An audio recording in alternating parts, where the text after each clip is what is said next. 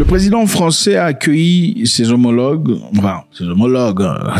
africains, bref. Il a accueilli des présidents africains chez lui à la maison pour discuter sur une possibilité de financer $1 milliard dans un projet de déploiement de vaccins en Afrique. C'est un mouvement global dont AVMA, cet accélérateur de production de vaccins en Afrique, sera une brique essentielle pour bâtir justement ce véritable marché africain du vaccin. Après que la pandémie coronavirus a révélé des inégalités béantes dans l'accès à ces vaccins. En d'autres termes, le président Macron a accueilli des présidents africains et des leaders africains qui sont venus en France. Bon, d'abord, il faut regarder comment ils ont été accueillis. Regardez comment Macron s'amuse avec ces gens. C'est pas possible. Regardez le président ghanéen. Regardez comment il sourit. Macron est beaucoup plus jeune que lui. Est-ce que vous pensez que le président ghanéen autoriserait à ce qu'une personne de plus jeune, un autre président plus jeune, lui serre le bras comme ça et balance? Non, pas du tout. Là, il va demander le droit d'aînesse, le respect africain, n'est-ce pas? C'est quand même bizarre. Bon, quand c'est un Européen, alors là, on se...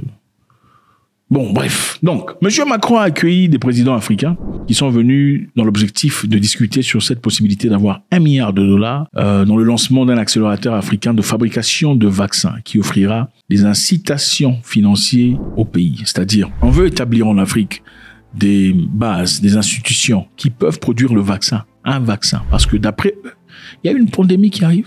Comment ils savent? Point d'interrogation. L'OMS, le groupe de défense de l'Union européenne et d'autres veulent aider l'Afrique. Il faut toujours aider l'Afrique. L'Afrique est pauvre, malheureusement. À mieux se préparer à la prochaine pandémie que nombreux experts de la santé considèrent comme inévitable. Ils sont quoi? Ils sont Dieu. Comment ils savent ça? C'est intéressant. Comment ils savent ça? Personne n'a su que Corona serait... Voilà, comment ils savent que il y a une nouvelle pandémie qui arrive? À moins qu'au volant, on soit responsable de cette pandémie.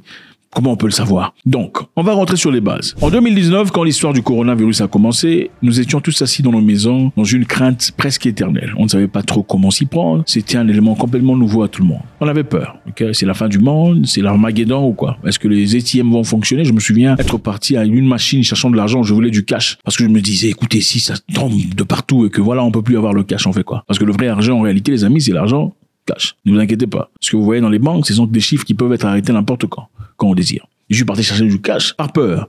Je me souviens à l'époque, notre prière était simplement avoir ce vaccin disponible. On était tous prêts à l'avoir. Malheureusement, en Afrique, aucun pays, aucune nation était en capacité de produire quelconque vaccin pour protéger ses enfants. Chose de complètement injuste et incohérent et de choquant plutôt. Et d'ailleurs aberrant. Et même aussi honteux, incroyable.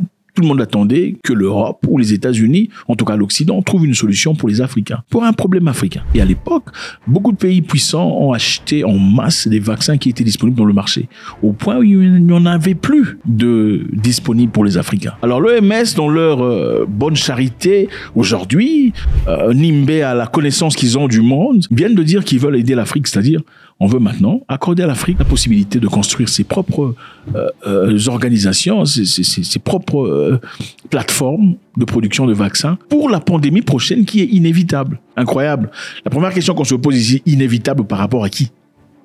Comment ils le savent? Comment on le sait?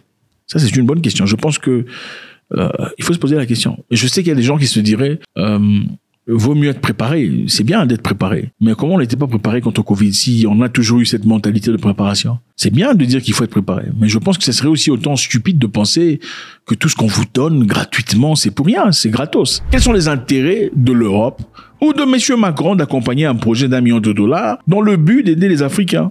Enfin, les Africains, ce ne sont pas des cousins, c'est des Africains. Non, attendez, il faut le dire, ce ne sont pas des Ukrainiens. Quel est cet intérêt général pour que, voilà, l'OMS, l'Union européenne, accompagnée de M. Macron, dans sa gentillesse et sa sympathie, de vouloir accompagner les Africains avec $1 milliard, un projet de $1 milliard? C'est quoi ce projet? La première chose qui me vient à cœur est celle-ci. Pourquoi les Africains sont des mendiants? Non, il faut vous le dire, il faut vous dire les choses. Il faut que ça vous dérange. Si ça vous dérange pas, ça veut dire que c'est comme une blessure. Quand on soigne la blessure, il faut que ça fasse mal. Si votre blessure ne fait pas mal, c'est-à-dire qu'on n'est pas en train de la nettoyer correctement. Donc, c'est quoi cette mendicité? C'est quoi cette mentalité de mendicité? C'est bizarre. On a l'impression qu'à chaque fois qu'on parle d'argent à offrir, ce n'est pas d'argent pour lequel il faut travailler. On veut offrir de l'argent. On verrait toujours des dirigeants africains se présenter. Ça me fait penser à l'Union africaine. Ce building qui a été offert, construit par des Chinois. De la tête aux pieds. Cadeau. Un cadeau qui plus tard on découvrira avec des devices et des écouteurs, des microphones qui écoutaient toutes les conversations, toutes les divulgations, tous les échanges entre leaders africains dans ces bâtiments. Tout ce qu'il y avait comme communication dans les toilettes, dans les couloirs, partout, était renvoyé chaque week-end dans un serveur chinois. Comment pouvez-vous vous y plaindre? Vous pensez que les cadeaux gratuits sont vraiment gratuits? Je ne pense pas. Les 48 lois du pouvoir disent il faut mépriser le lunch gratuit. Ce n'est jamais gratuit. Le 1 milliard de dollars qu'on veut mettre là sur pied, qu'on veut disponibiliser pour financer ces entreprises africaines qui produiront les vaccins, c'est pour quel objectif? Comment pouvez-vous savoir que les vaccins qui sont produits là seront vraiment africains? Parce que vraiment, je me souviens à l'époque, il y a l'ex-président zambien qui disait, avant d'appliquer le vaccin pour mon peuple, je voudrais avoir les éléments de ces vaccins, que ces vaccins soient examinés par des scientifiques africains, c'est-à-dire zambiens, dans son cas, pour qu'après la conclusion, ce vaccin soit distribué à mon peuple. Sinon, je ne le ferai pas. Et beaucoup de gens l'ont insulté. N'avait-il pas raison de poser la question? Il faut quand même être fou pour accepter d'introduire quelque chose venant de quelqu'un d'ailleurs dans ton corps ou dans tes enfants. Vous pensez que la France prendrait un vaccin venant de la Chine sans l'examiner? Non. Ou un vaccin venant de la Russie, du Vietnam ou de la Corée du Nord sans l'examiner préalablement par les scientifiques français avant de l'administrer aux Français? Non, c'est pas possible. Il y a que les Africains qui acceptent des histoires. Oui, venez nous vacciner. Jamais un Américain ou le gouvernement américain n'autoriserait qu'un vaccin vienne de la Chine, de l'Inde, sans l'avoir examiné au préalable. C'est vrai qu'au départ, les gens étaient assez méticuleux pour refuser ces histoires. Enfin, pour être sceptiques au moins par rapport à la vaccination, sans vérification. Il n'y avait pas de facilité, il n'y avait pas d'endroit en Afrique où on pouvait produire ce vaccin pour les Africains. Néanmoins, on dit qu'en Afrique, seulement 2%. L'Afrique ne produit que 2% des vaccins qu'elle utilise. 2% des vaccins.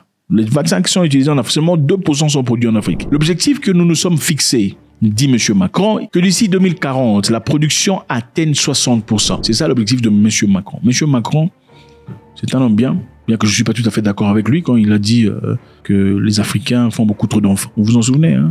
Il a dit ça, les Africains font beaucoup trop d'enfants. Le problème en Afrique, c'est culturel. Vous faites beaucoup trop d'enfants. N'ayons pas des fausses représentations. Ça, c'est la réalité. Et donc, il y a un problème. Ce problème, il est quoi? Il est démographique. J'ai été l'un des premiers, je me suis fait attaquer partout, surtout en Europe, quand j'ai dit cela. Mais il y a des présidents courageux, comme le président Issoufou, qui ont commencé à s'attaquer au sujet. Quand vous êtes un pays pauvre, où vous laissez la démographie galopante, vous avez 7, 8 enfants par femme, vous ne sortez jamais de la pauvreté. Parce que même quand vous avez un taux de croissance de 5 ou 6%, vous n'arrivez jamais à en sortir. Mais bon, là, il veut aussi que vous soyez vaccinés. Bon, ça n'a rien en commun, n'est-ce pas? Bon, les Africains ont plusieurs enfants, mais M. Macron s'inquiète quand même pour vous. Il faut vous vacciner. On va vous aider à vous vacciner, gentiment. Bref. Pourquoi les Africains ne peuvent pas mettre leur argent ensemble? 10 millions par pays. C'est impossible. Pour commencer un projet pour Africain par Africain, pour objectif d'Africain. Pourquoi il faut toujours aller mendier? Je me demande. J'ai du mal à comprendre. Les mêmes gens qui vous disent vous faites trop d'enfants, bon, finalement veulent venir vous vacciner aussi pour votre bien. Bon, je sais pas. Tu as un souci avec le voisin, vous vous prenez la tête. Ok? Vous chamaillez, le lendemain, tu viens envoyer ton enfant pour aller manger là-bas. Attendez. Où sont les éléments cérébraux? God bless.